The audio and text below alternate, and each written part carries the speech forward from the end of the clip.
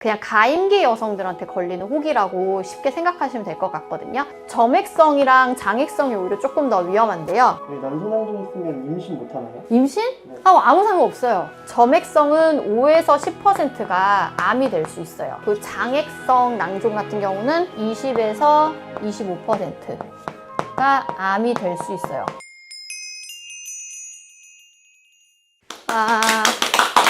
안녕하세요. 성 1타 강사 산부인과 전문의 김지연입니다. 성냥팔이 소녀 아니고 성 1타 강사입니다. 귀여워요. 거짓말하지 마세요. 오늘 주제는 난소 낭종입니다. 이거는 그냥 말만 들어도 뭔지 알겠죠, 근데? 난소에 난이 생겼다. 맞아요. 난소에 생기는 혹. 그러니까 말 그대로 난소 혹이에요, 난소 혹. 고형 혹도 있어요. 고형 혹은 되게 흔하지 않거든요. 그리고 안 좋은 혹일 가능성이 좀 더 있고, 그래서 그걸 뺀 거고, 대부분의 혹은 다 낭종 혹입니다. 그래서 난소 낭종에 대해서 오늘 설명을 드릴 건데, 크게 두 가지로 나눌 수가 있어요.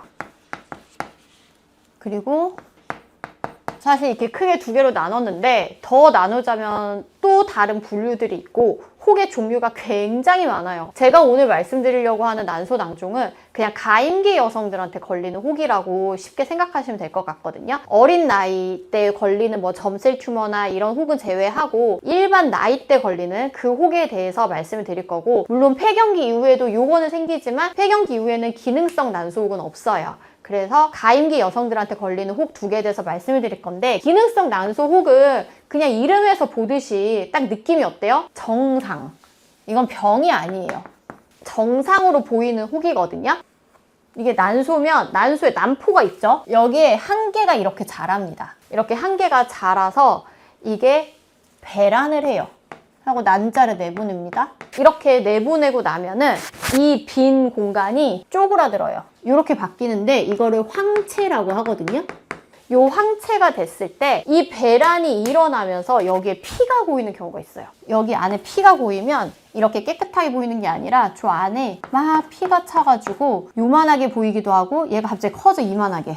출혈성 황체낭이라고 합니다. 근데 이거 자체는 큰 문제가 되지 않아요. 그래서 이거는 그냥 우리가 그냥 보이네요 라고 하고 환자분한테도 설명을 드리지 않는데, 간혹 이게 너무 커진 경우가 있어요. 한 6cm까지. 이런 혹들하고 구분이 안 되는 경우가 있어요.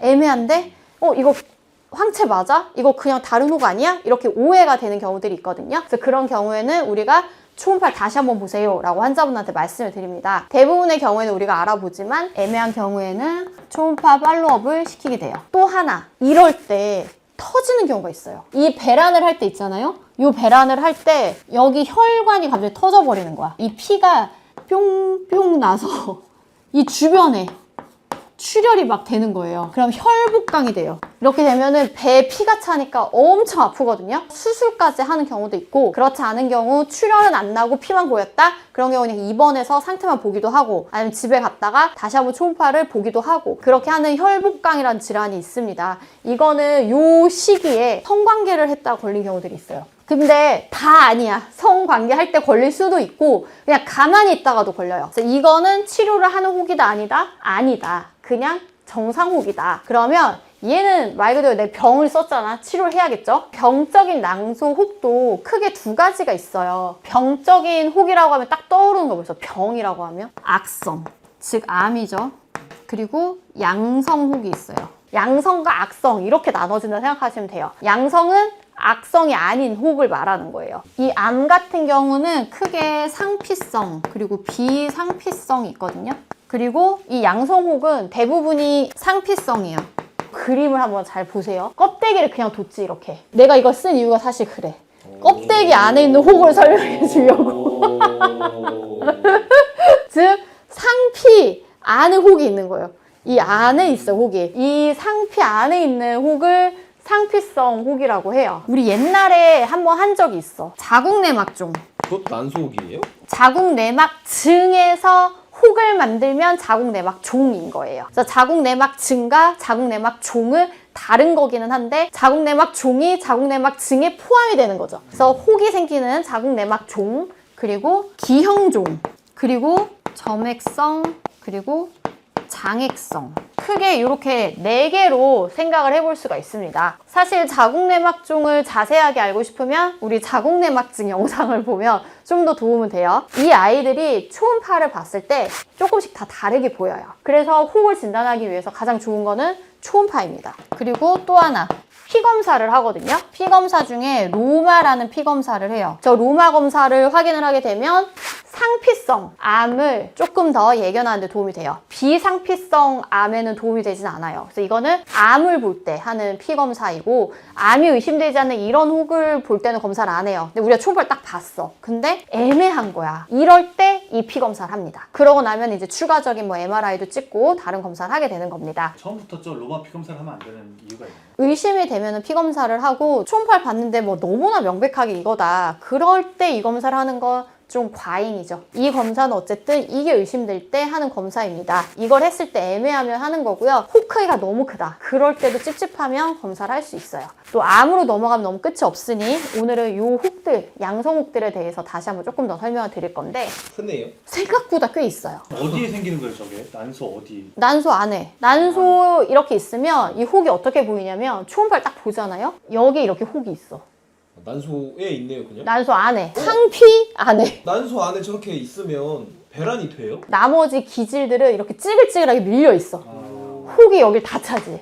그러니까 그 얘는 요만큼밖에 없어. 여기서 이제 배란을 해요. 하긴 해요. 네, 다 근데 해요. 그때 통증이나 이런 게 없어요? 없어. 똑같아요. 얘 염증이 있으면 아프겠지. 난소 농양이 생긴 경우가 있거든요. 그럼 배가 아파요. 열도 나고. 그러니까 우리 몸에 감염이 되면은 증상이 나타나는 거고, 이런 건 그냥 세포만 있는 거니까 증상을 일으키지 않아요. 그래서 이렇게 차지하고 있어요. 그래서 막 한 10cm 막 이렇게 되는 사람도 있어요. 그러면 그냥 배에 혹밖에 없어. 카메라 복강을 넣잖아요. 혹만 이만하게 보여. 이런 경우도 있어요. 그러면 이제 수술을 해야 되는 거지. 일단 치료를 말하면 먹는 약은 없어. 수술을 해서 이 혹을 잘라내는 거예요. 그러면 어쨌든 전신마취에서 배 뚫어가지고 얘를 잘라야 되잖아요. 싫잖아, 솔직히. 그럼 다 해야 되느냐? 말만 듣고 들어주시는 우리가 치료를 하는 경우는 크게 2개예요. 증상이 있거나 죽을 거거나. 그러니까 죽을 거 아니고 증상이 없으면 갖고 살아도 되잖아요. 그래서 알아야 되는 게 뭐냐면, 얘네가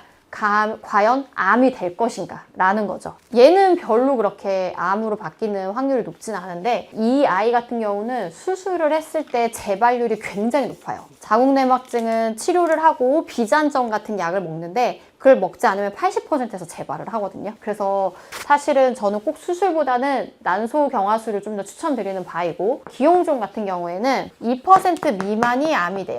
그리고 기형종이 있는 사람의 10%는 양쪽에 있어요. 기형종은 정말 특이하게, 왜 기형종이냐면 이 혹 안에 지방이 있어 봐. 지방세포가 막 이렇게 있고, 그리고 뼈도 있어 봐. 저 그거 본 것 같아요. 이빨. 이빨도 막 있고, 머리카락에 막 털도 있어. 두피도 막 있고, 머리카락도 막 떠다니고. 그래서 기형종 이름이. 점액성이랑 장액성이 오히려 조금 더 위험한데요. 점액성은 5에서 10%가 암이 될 수 있어요. 그 장액성 낭종 같은 경우는 20에서 25%가 암이 될 수 있어요. 그래서 장액성은 좀 높잖아요, 암이 될 확률이. 그래서 우리가 장액성이 조금이라도 의심되면은 무조건 수술하시라고 말씀을 드립니다. 이 2개의 혹은 우리가 막 수술을 해라 라고 막 적극적으로 말은 하진 않지만, 크기가 크면은 수술을 추천을 하거든요. 그리고 아까 말한 것처럼 자궁내막종은 이거를 추천드려요. 왜냐면 기형종은 이런 게 있는데 난소 경화술 할 수가 없어. 할 수가 없고, 이거 2개는 암이 될 수도 있잖아요. 그러니까 경화술을 할 게 아니라 그냥 수술을 해버리는 게 낫지. 난소 경화술은 자궁 내막 쪽만 추천을 한다, 이렇게 생각하시면 될 것 같고, 왜 난소 경화술을 추천을 하느냐, 이렇게 있을 때 얘만 이렇게 자르잖아요. 얘를 자를 때 이 난소가 손상이 돼. 그래서 난소의 기능이 좀 떨어져요. 그래서 만약에 내가 뭐 한 46이고 뭐 7에서 고폐경이고 뭐 더 이상 난소 기능 크게 의미가 없어, 집착하지 않아, 그러면 수술도 괜찮지만 20대 30대 한창 때야, 그럴 때 이거를 하면은 난소 기능이 떨어지죠. 그리고 아까 말한 것처럼 재발률도 높잖아요. 그럼 또 재발하면 또 수술할 거야. 그런 식으로 하면 난소 기능 자체가 떨어지기 때문에 난소 경화술 할 경우 난소 기능의 보존이 굉장히 많이 되는 걸로 되어 있어요. 그리고 그냥 시술이에요, 수술이 아니고. 그래서 너무나 쉽고 간단하게 하기 때문에 할 수가 있다. 이거는 와이퀸에서도 한다. 요거를 하러 오셔도 되고, 뭐 대학병원을 가셔도 되고, 원하시는 대로 하시면 되고요. 그리고 이 혹들의 또 특징이 하나 있어요. 난소 꼬임. 난소 꼬임이라는 게 생길 수 있거든요. 이렇게 리가멘트에 난소가 달려 있어요. 근데 얘가 꼬여버리는 거야. 이렇게 꼬여버려. 그럼 어때요? 겁나 아프겠죠. 네. 피가 일단 안 통해요. 오. 피가 안 통해서 얘가 잘못하면 썩어요. 괴사가 될 수 있거든요. 이건 응급이에요. 안 아파요? 엄청 아파요, 배가. 이게 꼬이는 순간 이게 뭐지 하고 응급실 갑니다. 바로 수술 들어가야 돼요. 요게 잘 생기는 난소혹이 기형종이에요. 왜냐면 지방이 있잖아요. 좀 가벼워. 그래서 복강 내에서 얘가 이렇게 뱅글뱅글 좀 가볍게 둥둥 떠 있다가 팽그르르 돌고 막 이러는 거예요. 그래서 얘가 좀 잘 생기고, 혹이 너무 크면 또 안 생겨. 6cm, 8cm 이러면 크니까 떡하니 있어서 돌 거리가 없어. 근데 막 4cm 정도? 애매한 크기 있죠. 걔네가 달랑달랑 있다가 꼬여버리는 거예요. 작은 크기라고 또 안심할 수도 없고 그런 거예요. 그래서 진짜 참 애매해요. 난소낭종 있으면 임신 못하나요? 임신? 네. 아무 상관없어요. 얘네는 멀쩡하잖아요. 여기서 그냥 배란은 다 똑같이 일어나요. 임신하고 아무런 연관성이 없습니다. 이거를 뭐 예방할 수 있는 방법은 없어요? 그런 건 없어요. 예?